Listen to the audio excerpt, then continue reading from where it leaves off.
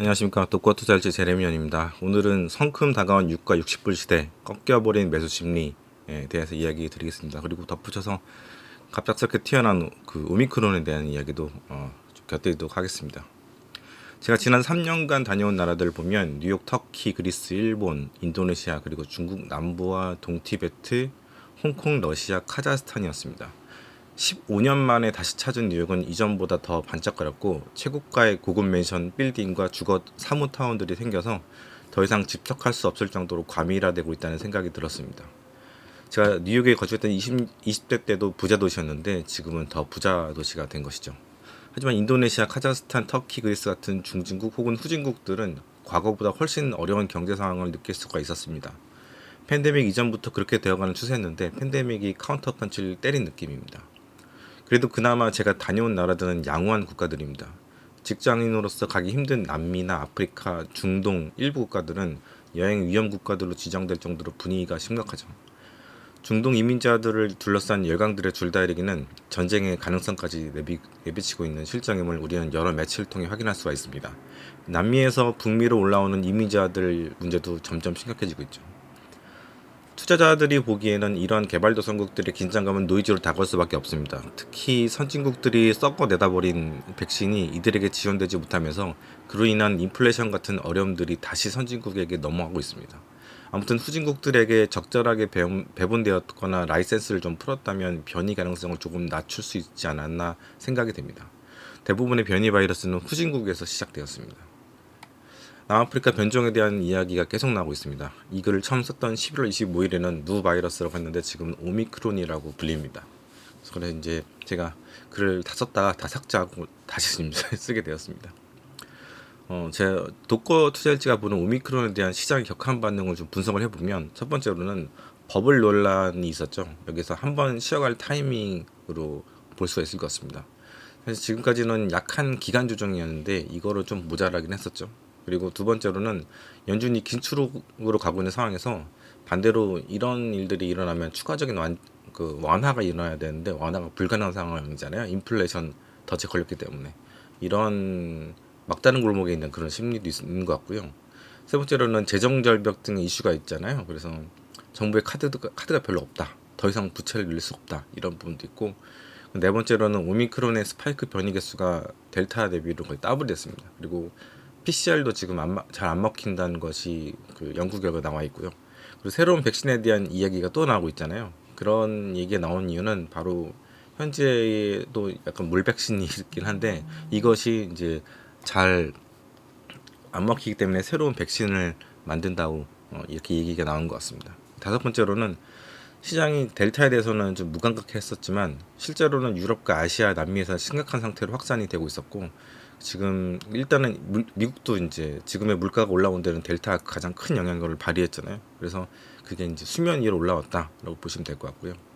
여섯 번째로는 그 우리 인간들이 이 피로도를 많이 느껴왔는데 이제 이게 다 끝나간다 생각을 했었는데 이런 리오프닝 시즌에 찬물을 끼얹어서 실망 매물이 나왔다라고도 볼 수 있을 것 같습니다. 그리고 일곱 번째는 유가인데 유가는 원래 버블이었습니다. 저는 계속 80불 초반에서부터 중반 때까지 버블이다 여기 다 왔다고 봤는데 이렇게 유가 같은 경우에는 그 오버슈팅과 폭락이 이제 반복이 됩니다. 그래서 어떻게 보면 80불대 중반까지 올라온 것도 필요 이상으로 많이 올라온 거였고 그리고 이 13%가 한 번에 확 빠지면서 68불까지 이제 내일이 꽂았잖아요. 이런 것들도 원자재들 특성입니다. 이번에 석탄 가격도 요즘 보시면은 많이 빠졌잖아요. 그것도 거의 절벽처럼 빠졌는데 원자재 투자가 이렇듯이 위험하기 때문에 제가 늘 말씀드리는 게 조심하라고 말씀을 드리는 거죠. 하지 마시라고 말씀을 드린 겁니다. 그리고 여덟 번째로는 이제 유가 하락이 가장 큰 이유 중 하나가 이제 락다운, 유럽의 락다운 국가들이 늘어가고 있다는 게 가장 큰 이유였는데 이게 델타 때문에 그런 거잖아요. 이런 상황에서 오미크론이라는 또 강력한 전염성을 가진 변이가 나타났다는 게 쐐기를 박는 듯한 악재라고 볼 수 있을 것 같습니다. 덧붙여서 이제 보면은 유로 가격도 근래에 좀 많이 떨어지고 있습니다. 예. 아홉 번째 마지막으로는 치사율이 낮든 높든 간에 현재 델타 때문에 이제 포화 상태인 중증 환자 시설에 높은 전염성을 가진 이런 오미크론 같은 이런 변이가 나타났잖아요. 그럼 치사율은 언제든지 올라갈 수 있다고 볼 수가 있습니다. 의료 인프라가 어느 정도 되면 치사율을 낮출 수가 있지만 상식적으로요. 근데 그렇지 않다면은 치사율은 당연히 올라가는 거죠. 그렇기 때문에 제가 볼 때는 일단 전염성이 중요하다고 봅니다. 이렇게 보면은 치사율은 고정이 아니고 의료 인프라 상황에 따라서 이제 고무줄이라고 볼 수 있겠죠. 제가 볼 때는 치사율이 지금은 아직 데이터가 나오지 않았지만 이게 늘어날 가능성이 충분히 있다고 봅니다. 스파이크 변이가 32개면 안 그래도 현재 드러난 다국적 기업들의 코로나 백신이 물 백신인데 이에 대한 무력화가 한층 쉬워지긴 할 것입니다.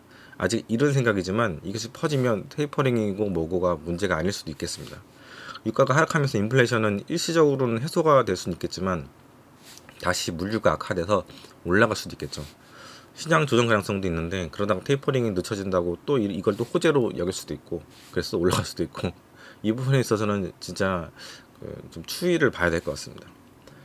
기존에는 변이가 계속 복제되면서 숙주를 죽이지 않는 방향으로 약화되면서 자멸한다 뭐 이런 얘기 있었지만 이제 과거의 데이터가 투자 쪽이나 의학 쪽이나 별로 잘 들어막히지 않는 시대가 좀 되는 것 같습니다. 아무튼 스파이크의 돌연 변이가 발생을 하다 보니까 PCR에서도 잘 포착이 되지 않기 때문에 코로나 바이러스의 스파이크와 그 스파이크 안쪽에 뭐 전문 용어를 하는데 뉴클레어 캡시드라는 그 단백질 유전자 두 개를 다 검사를 한다고 합니다. 이 뉴클레어 캡시드라는 그거는 그 유전 물질인 RNA 우리가 잘 알고 있는 RNA를 감싸고 있고요. 남아공 같은 경우에는 방역 당국이 오미크론 감염자를 찾기 위해서 PCR 검사를 하고 나서 스파이크는 음성, 그 뉴클레어 캡시드는 양성 반응을 보인 사람을 찾았다고 합니다. 나중에 우리가 출국이나 입국을 할 때 테스트가 하나 더 늘겠다는 얘기죠. 아직 충분한 표본이 있는 것은 아니지만 남아공의 코로나 감염자 중에서 90%가 오미크론으로 확인이 됐는데 2주 전에는 300여 건이었는데 근래는 이제 2,828명, 거의 3,000명으로 2주 사이에 10배가 증가를 했다고 합니다.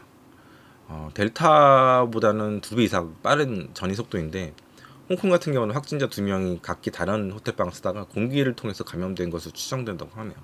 정말 어떻게 보면 집콕도 안전지대가 아닌가 알 수도 있겠다 이런 생각이 들 정도의 전염력이라고 할 수가 있겠습니다. 존스홉킨스 대학교에서는 이미 뉴욕에도 퍼지고 있다라고 이제 한 면역학자 이야기를 했고 CDC의 파우치도 그런 얘기를 했죠. 이미 미국에 들어왔다고 하더라도 놀랄 것이 없다.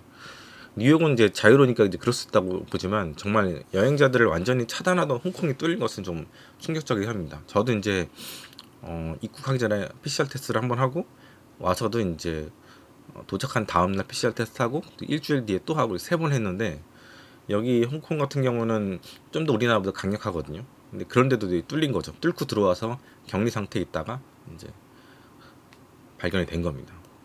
한국도 입국 절차가 강력한 나라지만 막상 입국을 하고 2주 지나 보니까 PCR 테스트 3번 한 게 이게 부족하다는 생각이 들더라고요. 생각보다 엄격하다는 생각이 이제 들지는 않았습니다. 만약 제가 남아공 갔다가 카타르 도하에서 환승을 했다면 마지막 출발지인 도하에서 온 곳으로 확인이 되거든요. 어디서 출발했냐 그걸 물어보기 때문에. 그리고 이제 제가 만약에 남아공을 다녔다는 사실을 숨기면 방역 당국에서는 확인할 길이 없습니다. 제가 한국을 떠나서 여기저기 나라를 다 다닌 거를 여기서 제 여권에 있는 도장을 확인하지 않고서는 확인할 방법이 없거든요. 근데 여권 도장을 확인하지는 않습니다. 여권에 엄청난 도장들이 있을 거잖아요. 사람마다 다르긴 했지만 오늘 아침에 보니까 이스라엘 증시도 반등을 했고 리포터들도 이제 지나갈 이슈 같다는 성급한 이야기가 나오고 있습니다. 하지만 처음 코로나 바이러스가 나왔던 때도 분위기는 이랬습니다. 별거 아니다. 사스처럼 아시아에만 머물 것이다라는 논조가 대부분이었습니다. 치사율도 낮을 것이기 때문에 괜찮을 것이라고 뭐 이런 얘기들이 나오는데 치사율 아직 나오지도 않았습니다. 그래서 증권가는 늘 낙관적인데 이건 다 세이즈를 해야 되는 쪽이기 때문에 그런 거죠. 이들은 이제 의료 전문가들이 아니기 때문에 여기를 보지 마시고 정말 전문가들도 의료 전문가들도 많이 틀리긴 하지만 이들의 이야기에 좀 귀를 기울일 필요가 있을 것 같습니다. 결론적으로 저는 좀 더 신중하게 지켜봐야 된다고 생각을 하고 있습니다. 오미크론 전에도 시장은 기간 조정이 양상이었잖아요. 그 이유는 이제 델타 바이러스가 계절적인 요인을 타고 시장을 눌렀기 때문입니다. 생각보다 물백신이었던 것이죠. 저도 화이자를 맞았는데 모더나를 못 맞은 것이 좀 아쉬울 정도입니다. 모더나가 조금 더 항체가 많은 것으로 나오고 있잖아요. 얀센이나 아스트라제네카 같은 경우는 더 심각하죠. 이것 때문에 현재 그 겨울 들어서 우리나라 확진자가 많이 늘어난 이유가 바로 여기 있다고 하고 있고, 또 부스터가 좀 시급한 상황이죠. 아무튼 델타만으로도 중증 지금 응급실은 포화 상태고, 우리나라도 그렇지만 다른 나라도 마찬가지고 계절이 점점 추워지면서 병상 문제는 심각해지고 있었습니다. 이비인후과 의사 친구 이야기로는 지난주에 환자가 밀려든다면서 너무 바빠하더라고요. 작년 이맘때는 마스크 착용으로 병원이 텅텅 비어서 힘들었던 그 병원 종목이 이비인후과하고 소아과였는데, 지금은 완전 상황이 바뀌었습니다. 이런 상황에서 오미크론의 미국과 유럽 상륙은 안 그래도 백신만 믿고 국경을 활짝 열고 있었고, 그리고 마스크를 잘 쓰지 않는 그들에게는 최적의 번식 환경을 제공한다고 생각을 합니다. 유가에 대해서 이제 드디어 말씀을 드리겠습니다. 서로 좀 길었는데, 독고트 절제는 유가가 결국 60불대로 갈 것으로 보고 있었는데, 오미크론이 그 시기를 확 앞당겨 버렸습니다.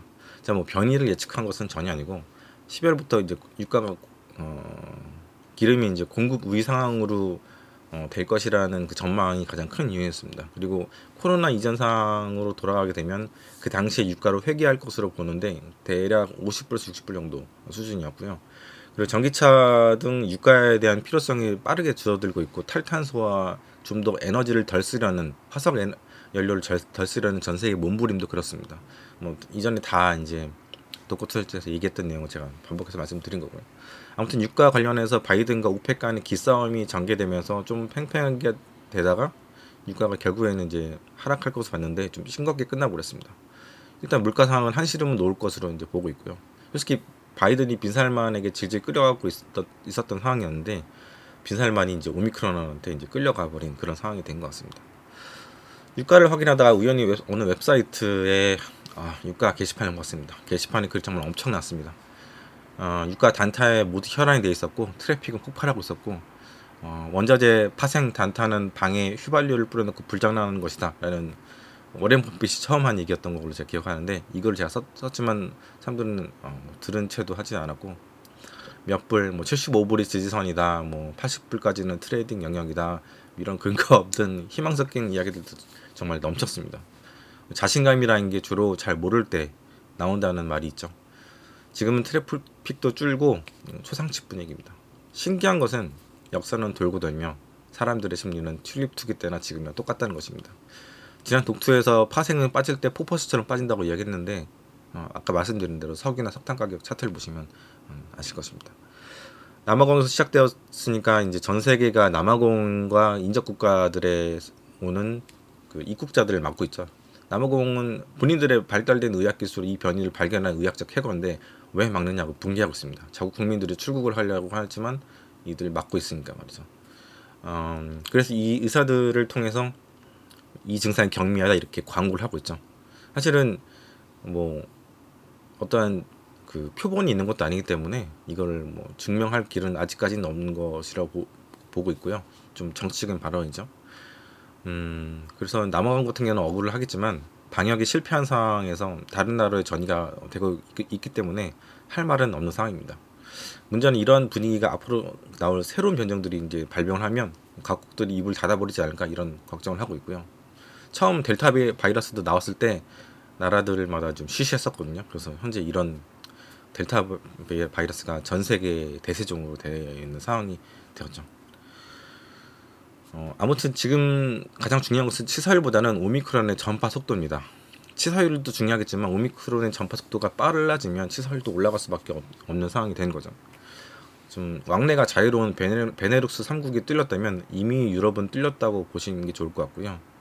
그쪽은 아무래도 왕래가 자유로우니까 백신을 쉽게 돌파시켜버리는 변이인데도 백신을 맞았다면 쉽게 입국을 하는 미국도 뚫렸을 것으로 저는 보고 있습니다.